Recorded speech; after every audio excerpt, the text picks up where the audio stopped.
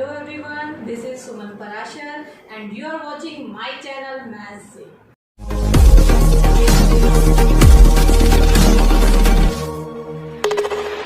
Last video में हमने associative property को समझा और हमने क्या देखा था कि एसोसिएटिव प्रॉपर्टी होल्ड करती है फॉर एडिशन एंड मल्टीप्लिकेशन के लिए। और आज हम करेंगे एक और प्रॉपर्टी जिसका नाम है डिस्ट्रीब्यूटिविटी या डिस्ट्रीब्यूटिव प्रॉपर्टी।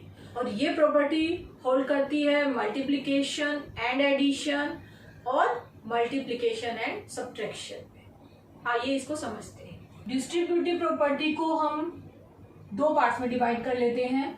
एक है distributivity of multiplication over addition और दूसरी है distributive of multiplication over subtraction. तो पहले हम एडिशन वाला पार्ट करते हैं। फिर से हम 3 रैशनल नंबर ले लेते हैं a बाय बी इंटू, अब ध्यान से देखिए यहाँ ब्रैकेट स्टार्ट हो रही है। पहले मैं मल्टीप्लिकेशन ओवर एडिशन ले रही हूँ, मीन्स यहाँ मल्टीप्लिकेशन का साइन है, और c by D plus e by F. नाम ही इसका डिस्ट्रीब्यूशन है। डिस्ट्रीब्यूशन का मतलब है डिस्ट्रीब्यूट करना, अलग अलग करना, सेपरेट करना। तो वो आप कैसे करेंगे, देखिए यहाँ आपका जो पहला रेशनल नंबर है उसको आप ब्रैकेट वाले पहले रेशनल नंबर के साथ मल्टीप्लाई करेंगे। तो a by B into C by D. फिर क्योंकि ये एडिशन की है, ये साइन आपका प्लस का है तो आपको बीच में लेना है प्लस का साइन। फिर आपको क्या करना है, फिर से ये वाला नंबर लेना है a बाई बी और फिर क्या करना है multiply by e by F.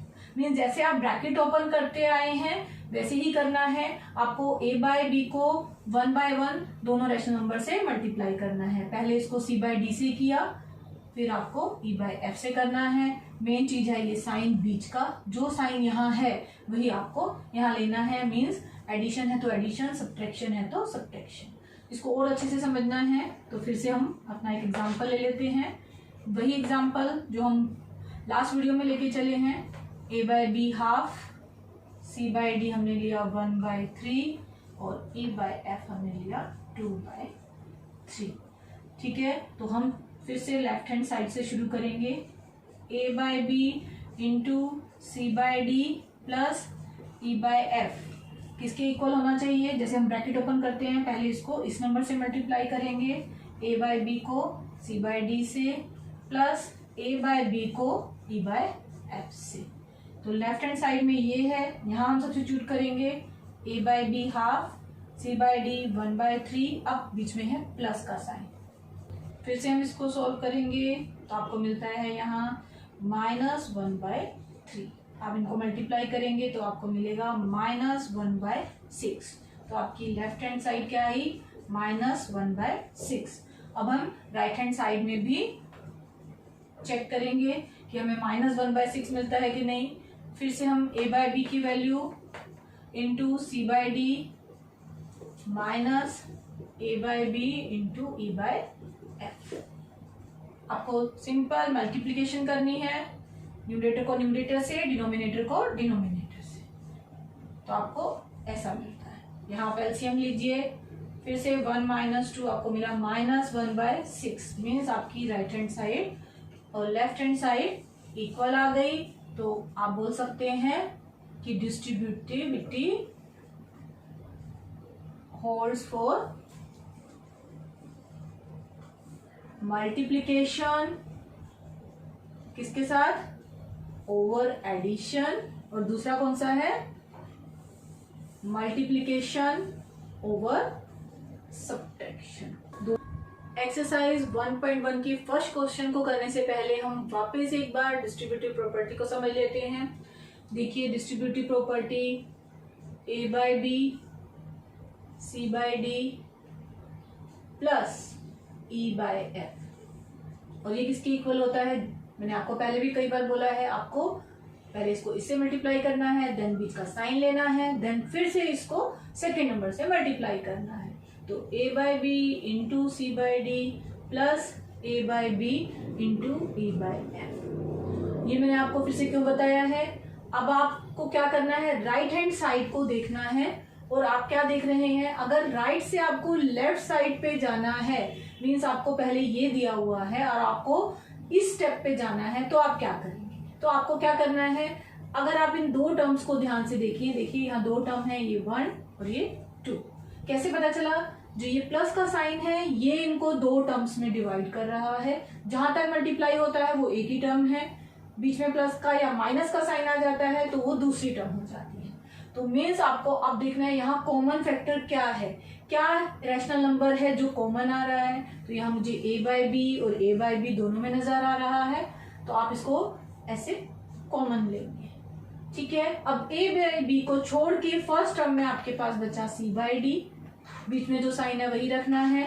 यहाँ भी a/b को हमने क्योंकि ब्रैकेट के बाहर ले लिया, मीन्स हमने कॉमन ले लिया, तो आपको सेकेंड टर्म देखनी है e/f। तो देखिए यही साइड मिल गई, तो राइट हैंड साइड से हमने लेफ्ट हैंड साइड को निकाला है। तो इसका हम यूज करेंगे क्वेश्चन नंबर 1 करने में।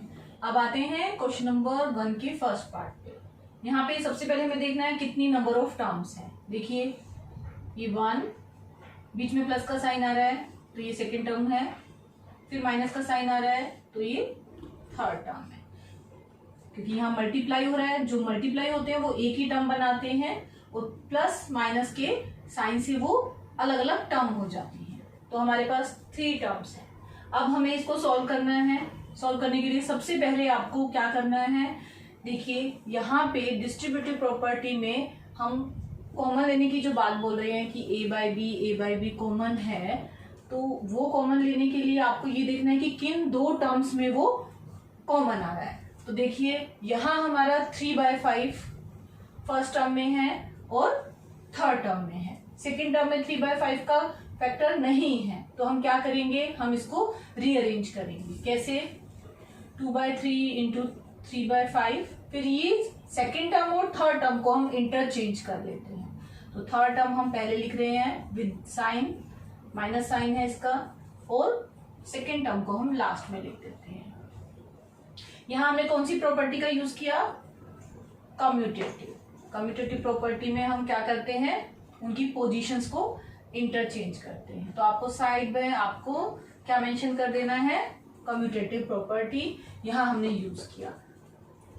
देखिए कम्यूटेटिव प्रॉपर्टी ऐसे ही होती है, पोजीशन बदल दी, ए की जगह बी की जगह ए, तो वही सेकंड पोजीशन की जगह थर्ड और थर्ड की जगह सेकंड। नेक्स्ट स्टेप में हमें क्या करना है, कॉमन फाइंड आउट करना है। अब देखिए यहाँ पे अगर हम साइन का ध्यान रखें तो -3/5 और ये भी -3/5 है, तो आप -3/5 को कॉमन ले लीजिए। तो -3/5 अगर हमने यहां से कॉमन लिया, ये कॉमन और माइनस साइन कॉमन, तो हमें बचता है 2/3।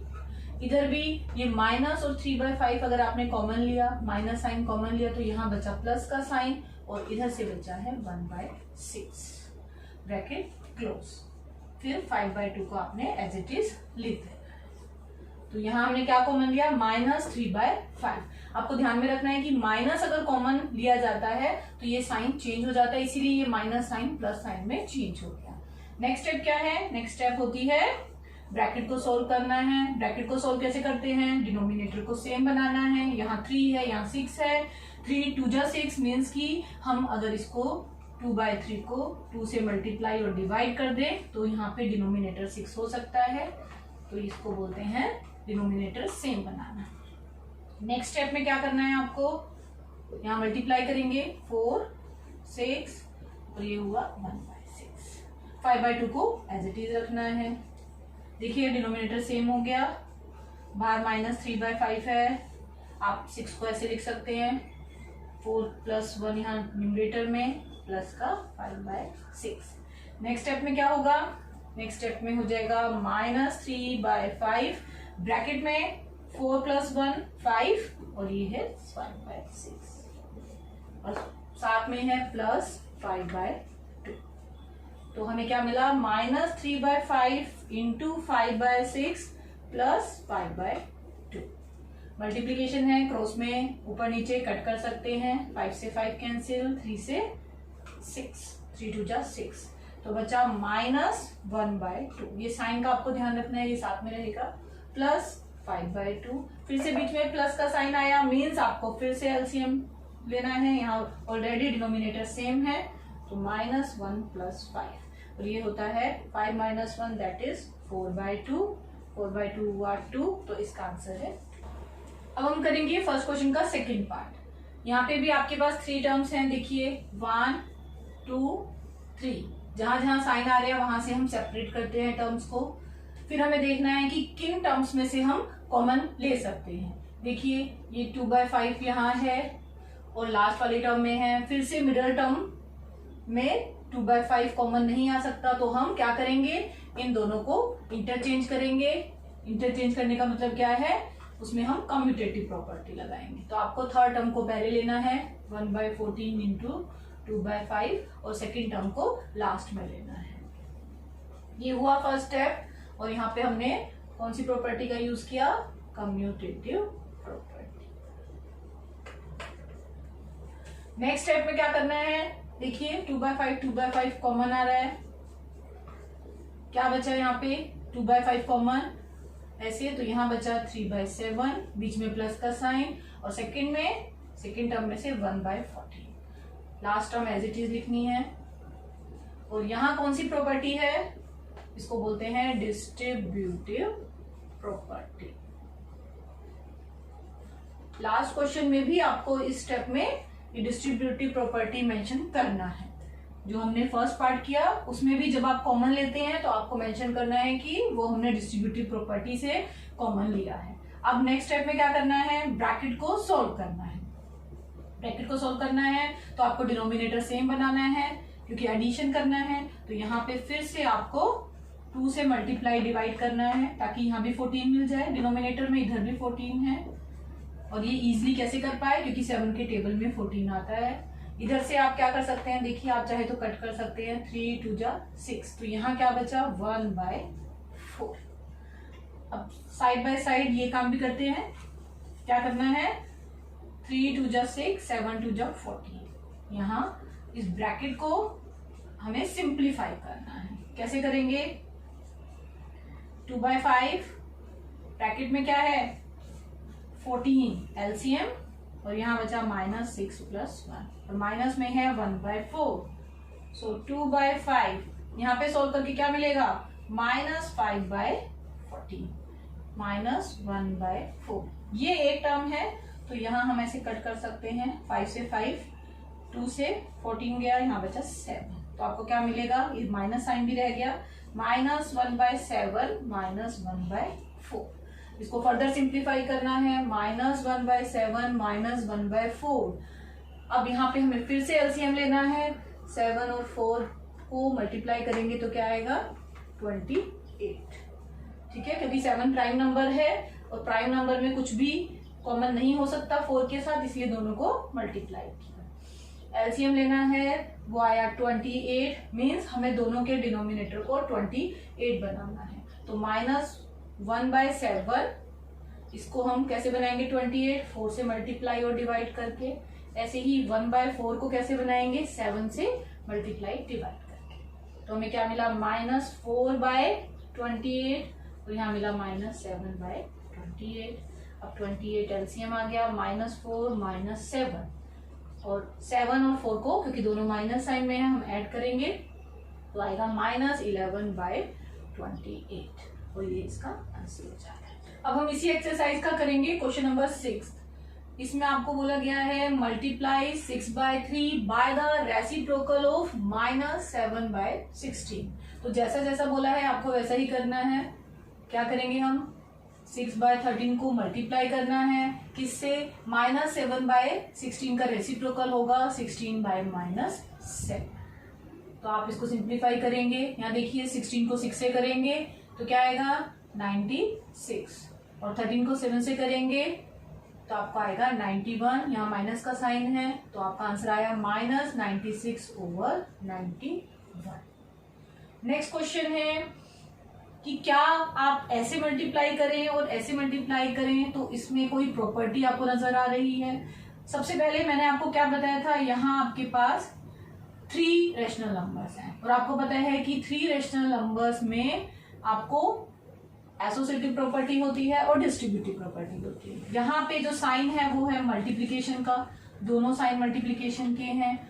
तो ये हमारी हुई एसोसिएटिव प्रॉपर्टी ऑफ मल्टीप्लिकेशन। तो आप बोलेंगे यस दिस इज पॉसिबल, और कौन सी प्रॉपर्टी से? By associative property of multiplication, क्योंकि यहाँ पे सिर्फ मल्टीप्लिकेशन का साइन है, इसलिए ये है associative property of multiplication. 8th question पे आ जाइए। यहाँ पे क्या पूछा गया है? 8/9, क्या 8/9 मल्टीप्लिकेटिव इनवर्स है -1/8 का? देखिए पहले तो इसको देखते ही आपको पता चल जाएगा कि मल्टीप्लिकेटिव इनवर्स में साइन चेंज नहीं होता है, तो पहले तो आपका आंसर यही से ही नो हो जाता है। और सेकेंडली अगर आप इसको मिक्स फ्रैक्शन से फ्रैक्शन में चेंज करते हैं तो -1/8 आपका क्या आएगा? 9/8 विद माइनस साइन। ठीक है, अब आप देखेंगे 8/9 का मल्टीप्लिकेटिव इनवर्स क्या होगा? 9/8, और यहां आ रहा है माइनस का sign.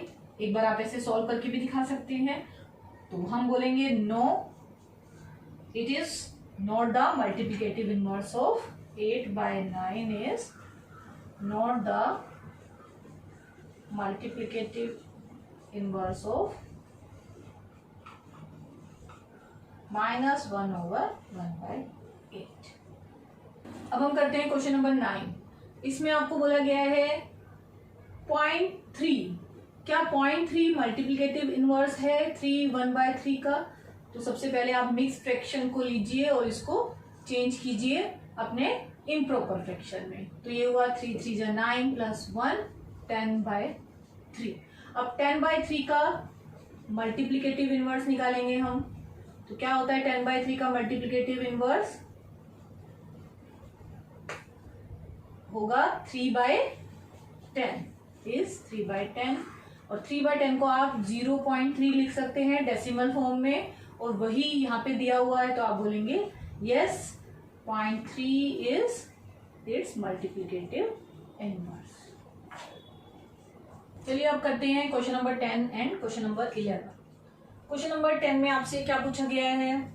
The rational number that does not have a reciprocal. कौन सा ऐसा रेशनल नंबर है जिसका रेसिप्रोकल नहीं है? देखिए स्टार्टिंग में मैंने आपको बताया था कि 0 को आप 0/1 लिखते हैं, और इसका जगह अगर आप रेसिप्रोकल लेंगे तो वो हो जाता है 1/0, और 1/0 नॉट डिफाइंड है।